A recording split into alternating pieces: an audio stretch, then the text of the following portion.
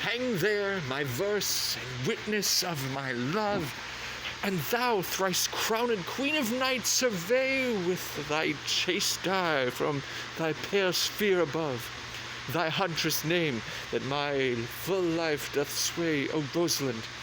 These trees shall be my books, and in their barks my thoughts are character, that every eye which in this forest looks shall see thy virtue witnessed everywhere. Run, run, Orlando, carve on every tree the fair, the chaste, and unexpressive she. And how like you this shepherd's life, Master Touchstone? Truly, shepherd, in respect of itself, it is a good life, but in respect that it is a shepherd's life, it is not. In respect that it is solitary, I like it very well. But in respect that it is private, it is a very vile life. Now in respect it is in the fields, it pleaseth me well. But in respect it is not in the court, it is tedious, as it is a spare life. Look you, it fits my humour well, but as there is no more plenty in it, it goes much against my stomach. Hast any philosophy in thee, shepherd? No more, but that I know the more one sickens, the worse at ease he is, and that he that wants money, means, and content is without their good friends, that the property of rain is too wet and fire to burn, that good pasture makes fat sheep, and that a great cause of the night is lack of the sun, that he that hath learned no wit by nature nor art may complain of good breeding, or comes of a very dull kindred. Such a one is a natural philosopher. Wast ever in court, shepherd? No, truly. Then thou art damned. Nay, I hope. Truly thou art damned, like an ill-roasted egg on all one side. For not being at court? Your reason. Why? If thou never wast at court, thou never sawest good manners. If thou never sawest good manners, then thy manners must be wicked, and wickedness is sin, and sin is damnation. Thou art in a parlous state, shepherd. Not a whit, Touchstone. Those that are good manners at the court are as ridiculous in the country as the behavior of the country is most mockable at the court. You told me you salute not at the court, but you kiss your hands. The courtesy would be uncleanly if courtiers were shepherds. Instance, briefly come instance. Why? We are still handling our ewes and their fells. You know are greasy. Why, do not your courtiers' hands sweat? And is not the grease of a mutton as wholesome as the sweat of a man? Shallow, shallow. A better instance, I say, come. Besides, our hands are hard. Your lips will feel them the sooner. Shallow again, a more sounder instance, come. And they are often tarred over with the surgery of our sheep. And would you have us kiss tar? The courtiers' hands are perfumed with civets. Most shallow man, thou worm's meat in the respect of a good piece of flesh indeed, learn of the wise and perpend. Civet is of a baser birth than tar the very uncleanly flux of a cat. Mend the instant, shepherd. You have too courtly a wit for me. I'll rest. Wilt thou rest, damned? God help thee, shallow man. God make incision in thee. Thou art raw. Sir, I am a true laborer. I earn that I eat, good that I wear. Owe no man hate, envy no man's happiness, glad of other men's good, content with my harm, and the greatest of my pride is to see my ewes graze and my lambs suck. That is another simple sin in you. to bring the ewes and the rams together, and to offer to get your living by the copulation of cattle, to be bawd to a bellwether, and to betray a she-lamb of a 12-month to a crooked-pated old cuckoldy ram out of all reasonable match. If thou beest not damned for this, the devil himself will have no shepherds. I cannot see else how thou shouldst scape. Here comes your master Ganymede, my new mistress brother.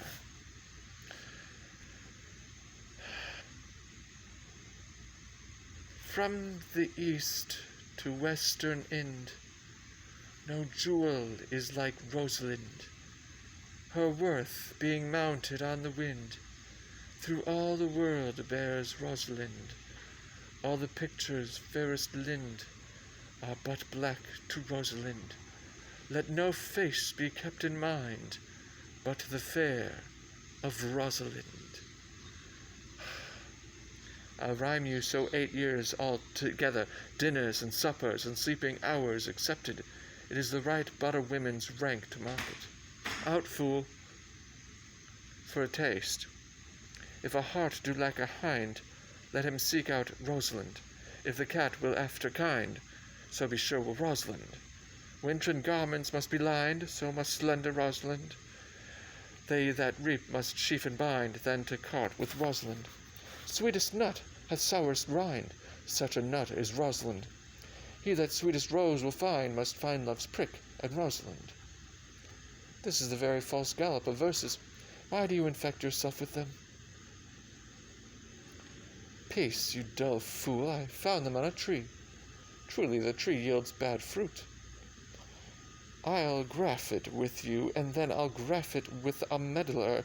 Then it will be the earliest fruit in the country, for you'll be rotten ere you be half ripe, and that's the right virtue of the meddler.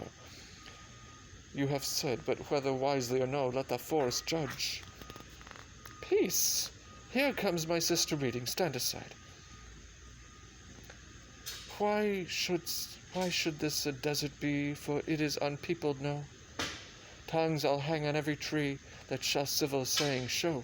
Some how brief the life of man runs his erring pilgrimage, that the stretching of a span buckles in his sum of age. Some have violated vows twixt the souls of friend and friend, but upon the fairest boughs, or at least o'er every sentence end, will I, Rosalinda, write, teaching all that read to know the quintessence of every sprite heaven would in little show. Therefore heaven nature charged that one body should be filled with all graces wide enlarged, nature presently distilled. Helen's creek, but not her heart, Cleopatra's majesty, Atlanta's better part, sad Lucretia's modesty. Thus Rosalind of many parts by heavenly synod was devised, of many faces, eyes, and hearts, to have the touches dearest prized. Heaven would that she these gifts should have, and to live and die her slave. O most gentle pulpiter, what tedious homily of love have you wearied your parishioners withal, and never cried, have patience, good people. How now, back, friends, shepherd, go off a little, go with him, sirrah. Come, shepherd, let us make an honourable retreat, though not with bag and baggage, yet with scrip and scrippage. Didst thou hear these verses? Oh, yes, I heard them all, and more too, for some of them had in them more feet than the verses would bear. That's no matter, the feet might bear the verses. Aye, but the feet were lame, and could not bear themselves without the verse, and therefore stood lamely in the verse. But didst thou hear without wondering how thy name should be hanged and carved upon these trees? I was 7 of the 9 days out of the wonder before you came, for look here what I found on a palm tree. I was never so berhymed since Pythagoras' time that I was an Irish rat, which I can hardly remember. Trow you who hath done this? Is it a man? And a chain that you once wore about his neck, change you colour? I prithee who? O Lord, Lord, it is a hard matter for friends to meet, but mountains may be removed with earthquakes, and so encounter. Nay, but who is it? Is it possible? Nay, I prithee now with most petitionary vehemence, tell me who it is. Oh, wonderful, wonderful, and most wonderful, wonderful, and yet again wonderful, and after that, out of all whooping. Good my complexion, dost thou think, though I am caparisoned like a man, I have a doublet and hose in my disposition, 1 inch of delay more in a south sea of discovery. I prithee tell me, who is it quickly, and speak apace? I would thou couldst stammer, that thou mightest pour this concealed man out of thy mouth as wine comes out of a narrow-mouthed bottle, either too much at once, or none at all. I prithee take the cork out of thy mouth, that I may drink thy tidings. So you may put a man in your belly. Is he of God's making? What manner of man? Is his head worth a hat, or his chin worth a beard? Nay, he hath but a little beard. Why, God will send more, if the man will be thankful. Let me stay the growth of his beard, if thou delay me not the knowledge of his chin. It is young Orlando that tripped up the wrestler's heels in your heart, both in an instant. Nay, but the devil take mocking, speak and brow and true maid. If faith, coz, 'tis he, Orlando, Orlando. Alas the day, what shall I do with my doublet and hose? What did he, when thou sawest him? What said he? How looked he? Wherein went he? What makes he here? Does he ask for me? Where remains he? How parted he with thee? And when shalt thou see him again? Answer me in one word. You must borrow me Gargantua's mouth first. 'Tis a word too great for any mouth of this age's size. To say aye and no to these particulars is more than to answer in a catechism. But doth he know that I am in this forest, and in a man's apparel? Looks he as freshly as he did the day he wrestled? It is as easy to count atomies as to resolve the propositions of a lover. But take a taste of my finding him, and relish it with good observance. I found him under a tree like a dropped acorn. It may well be called Jove's tree when it drops forth fruit. Give me audience, good madam. Proceed. There lay he stretched along like a wounded knight. Though it be pity to see such a sight, it well becomes the ground. Cry holla to the tongue, I prithee. It covets unseasonably. He was furnished like a hunter. Oh, ominous, he comes to kill my heart. I would sing my song without a burden. Thou bringest me out of tune. Do you not know I am a woman? When I think I must speak, sweet, say on. You bring me out, soft comes he not here. 'Tis he, slink by and note him. I thank you for your company, but good faith, I had as lief have been myself alone, and so had I, but yet for fashion's sake I thank you, too, for your society. God be with you. Let's meet as little as we can. I do desire we may be better strangers. I pray you mar no more trees with writing love songs in their box. I pray you mar no more of my verses with reading them ill-favouredly. Rosalind is your love's name? Yes, that. I do not like her name. There was no thought of pleasing you when she was christened. What stature is she of? Just as high as my heart. You are full of pretty answers. Have you not been acquainted with goldsmiths' wives, and conned them out of rings? Not so. But I answer you right painted cloth, for whence you have studied your questions. You have a nimble wit. I think 'twas made of Atlanta's heels. Will you sit down with me, and we two will rail against our mistress the world and all our misery? I will chide no breather in the world, but myself, against whom I know most faults. The worst fault you have is to be in love. 'Tis a fault I will not change for your best virtue. I am weary of you. By my troth, I was seeking for a fool when I found you. He is drowned in the brook. Let look but in, and you shall see him. There I shall see mine own figure, which I take to be either a fool or a cipher. I'll tarry no longer with you. Farewell, good Signor Love. I am glad of your departure. Adieu, good Monsieur Melancholy.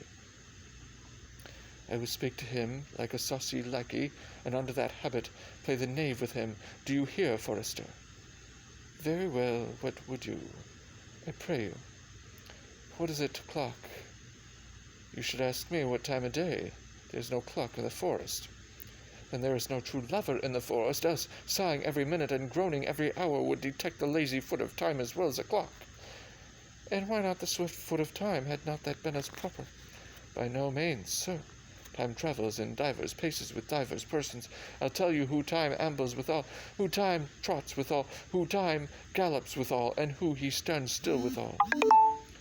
Ay, prithee, who doth he trot withal? Marry, that he trots hard with a young maid between the contract of a marriage and the day it is solemnized, if the interim be but a se'night.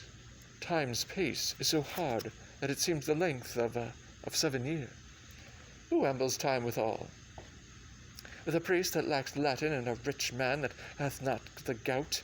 For the one sleeps easily because he cannot study, and the other lives merrily because he feels no pain, the one lacking the burden of lean and wasteful leaning, the other knowing no burden of heavy, tedious penury. These time ambles withal. Who doth he gallop withal? With a thief to the gallows, for though he go as softly as foot can fall, he thinks himself too soon there. Who stays it still withal? With lawyers in the vacation, for they sleep between term, and then they perceive not how time moves.